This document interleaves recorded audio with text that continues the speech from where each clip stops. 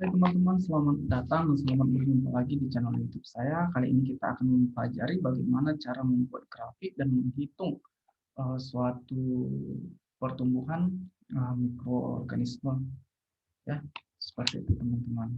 Untuk pelajaran ini sering dikaji dalam berbagai jurusan di perkuliahan, ya seperti teknik kimia atau teknik lingkungan, teknik bioproses, dan juga bisa di mikrobiologi atau di biologi.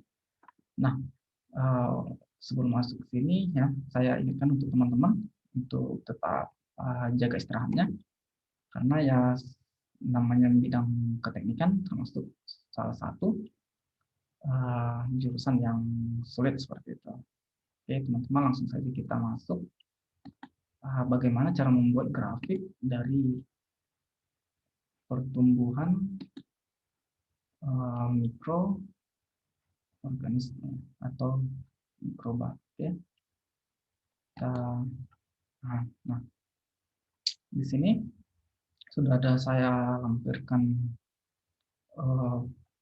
data dan juga persamaan yang mendukung untuk menghitung dari perkembangan atau pertumbuhan mikroorganisme. Nah, di sini ada fungsi T atau fungsi waktu, ya, ada jumlah sel atau N. Untuk itu kita rapikan sedikit biar kita lebih gampang memahami atau mudah memahami.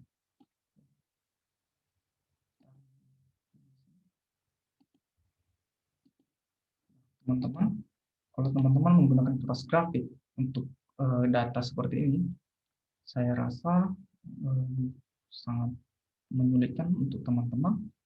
Ya, kenapa saya menyulitkan? Karena ini sudah banyak digitnya seperti itu. Yang namanya pun mikroba, ya pasti perkembangannya cepat. Makanya kalau kita buat di kertas grafik, lebih baik kita masukkan dia ke fungsi ln atau len-nya dulu. Jadi nanti data yang banyak digitnya ini bisa lebih mudah untuk kita pahami. Seperti itu teman-teman. Ya, kita buat dulu ln dari n. Kita buat sama dengan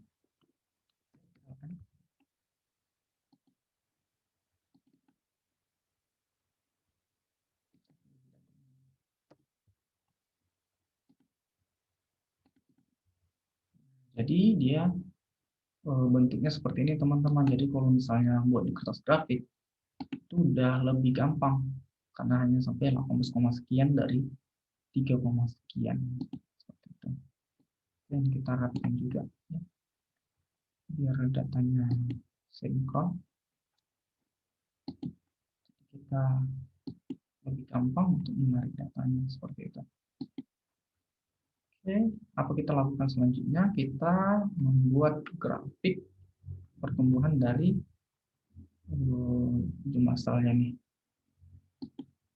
Kita buat grafik, kita pilih menu insertnya, kita pilih di charts.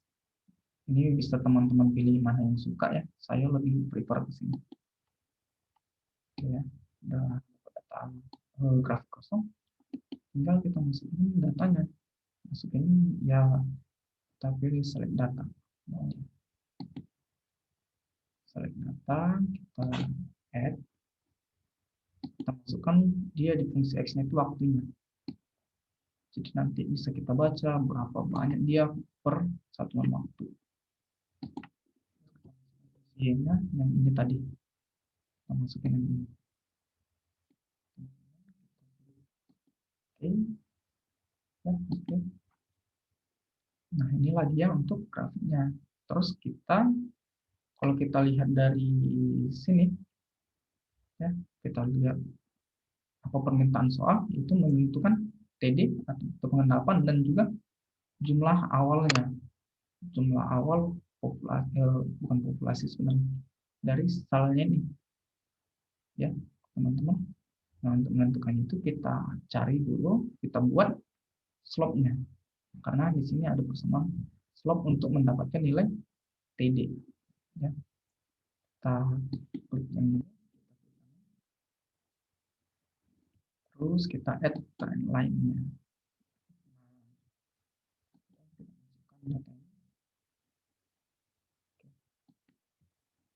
Teman-teman. Jadi kalau kita lihat di sini, untuk nilai slope itu yang ini 0,092 x ini atau 0,09202. Sedangkan ini nilai intercept atau nilai N0 ya teman-teman. Untuk memastikan bahwasannya ini benar atau tidak, kita bisa pakai persamaan yang lain. Misalnya ini bukan persamaan yang lain, cuma cara cepat aja. Ya.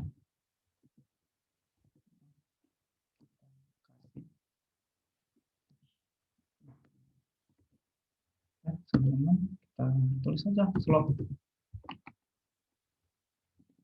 Kita masukkan nilai yang ini,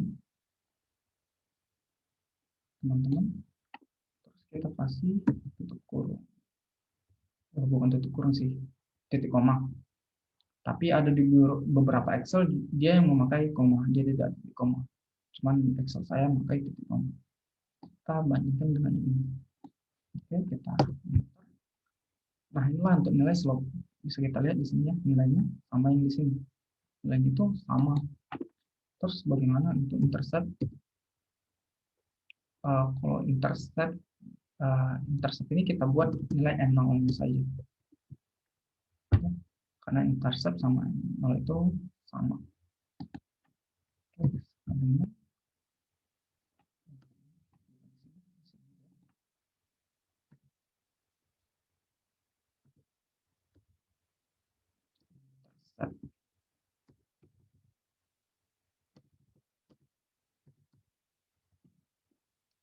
Oke, kita pilih intercept, kita masukin datanya, kasih titik koma lagi, kita masukin CP-nya, kita enter.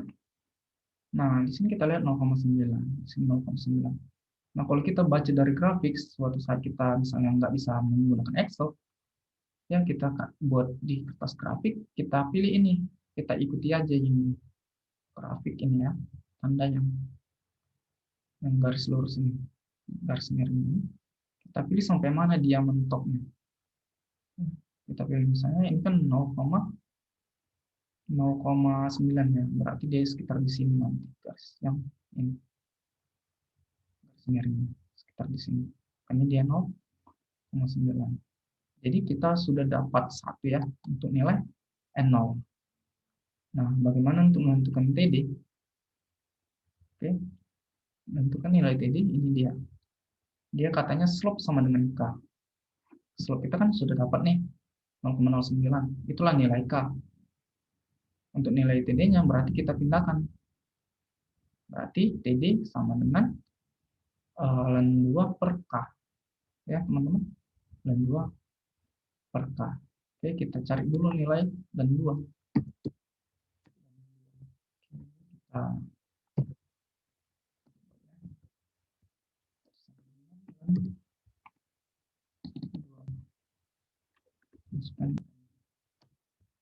Nah, dia untuk nilai N2 dan ini untuk nilai K. Jadi kita masukkan TD sama dengan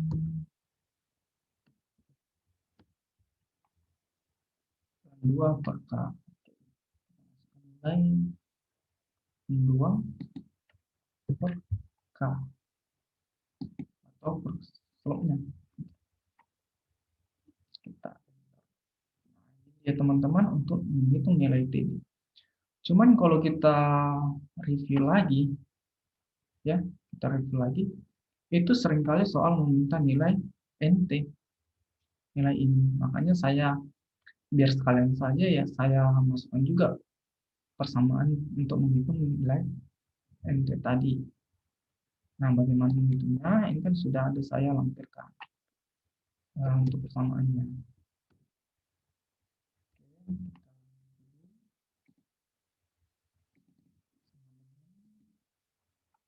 Oke, kita masukkan nilai N0.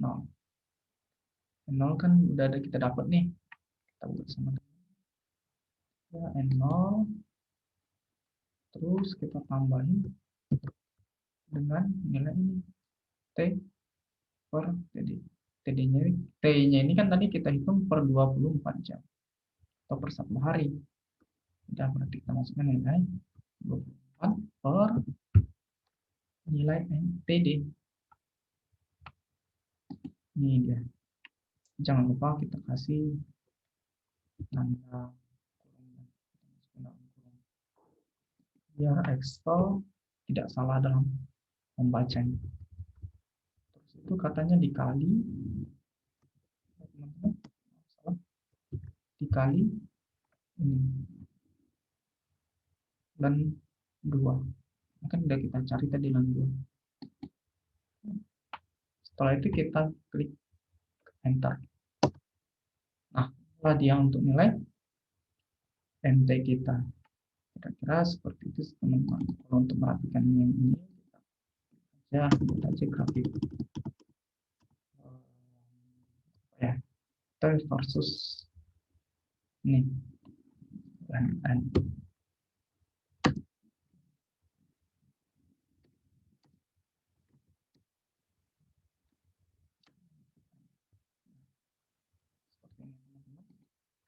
Jadi kita rapikan ya, biar kita lebih enak atau lebih gampang untuk memahami dari sini. Kita rapikan.